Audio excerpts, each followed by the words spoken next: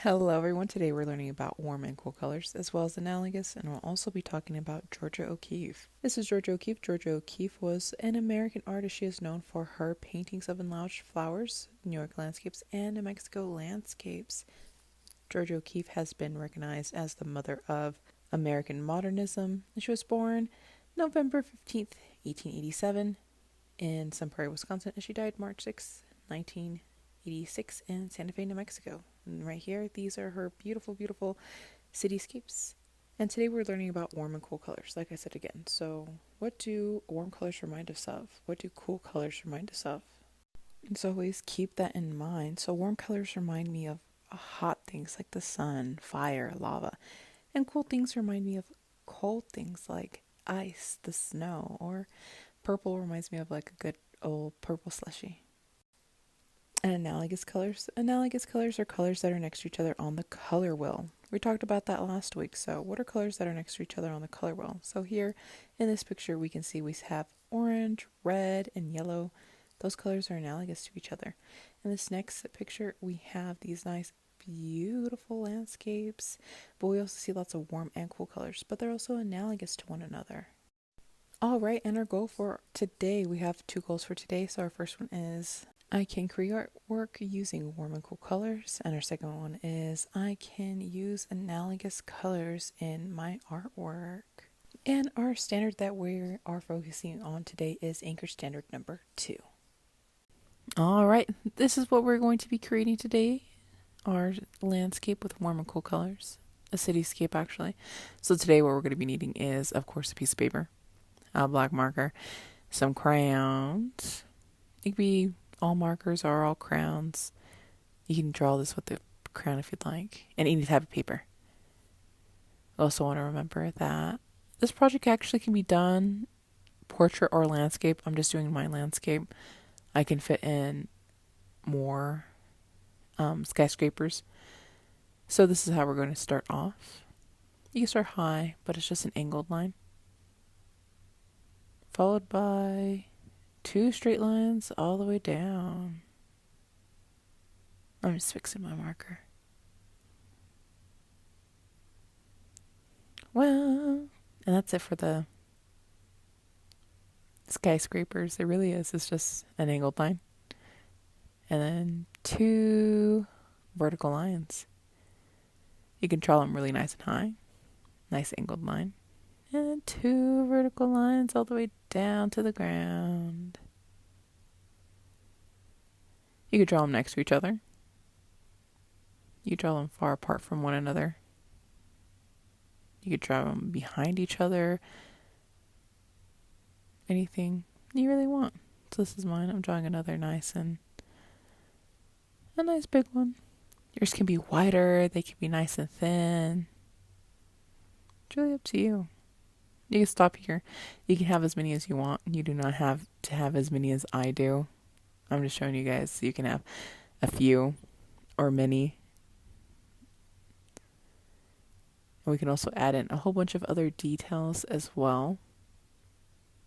So this is mine. Now we're adding in our other details. We can see that at the top of our tower, there's a point where they meet. We're going to be drawing a straight line down from that. There you go. Now our towers look like they're facing at an angle. I'm going to repeat that for every single one. So at that very tip, like that, we're going to draw that straight line down. Straight line down. And a straight line down. Alright. This is mine. Our next step is to find a place for our sun. You can draw it over here, in the middle, anywhere. And we're going to go all the way around. We've done this before. I'm going to start off with a small circle. And then I'm just going to go around that circle. I try not to go through my towers, just behind it. If you have a lot of towers like I do, it gets really difficult. Because I just have to stop and start again. That's all you have to do is keep going around and around. You can have these sun rays really far apart or really close together. It is really up to you.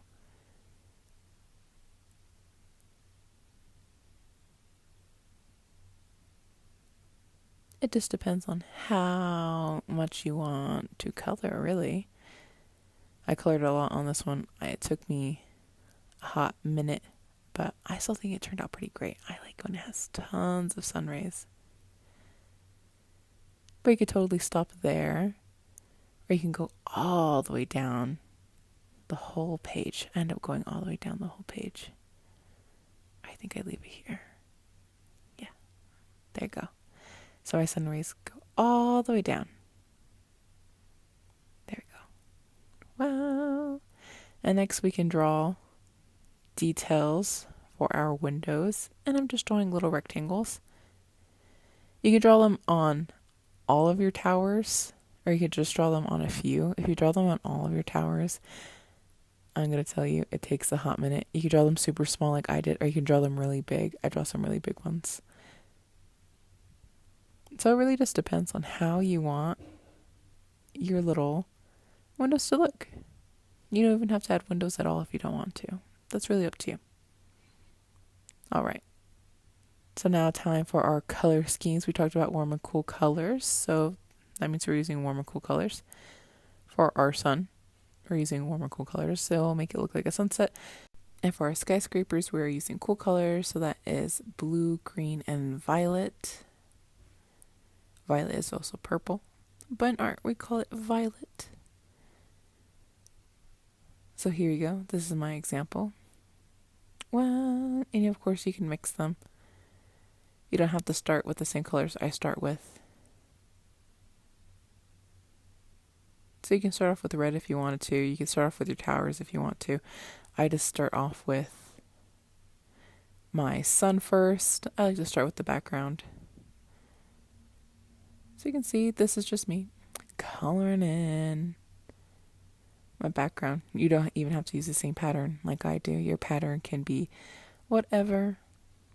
Start off with any colors. You can have the same colors next to each other if you really like. This is just how I decided to do my sky with my warm colors. Well,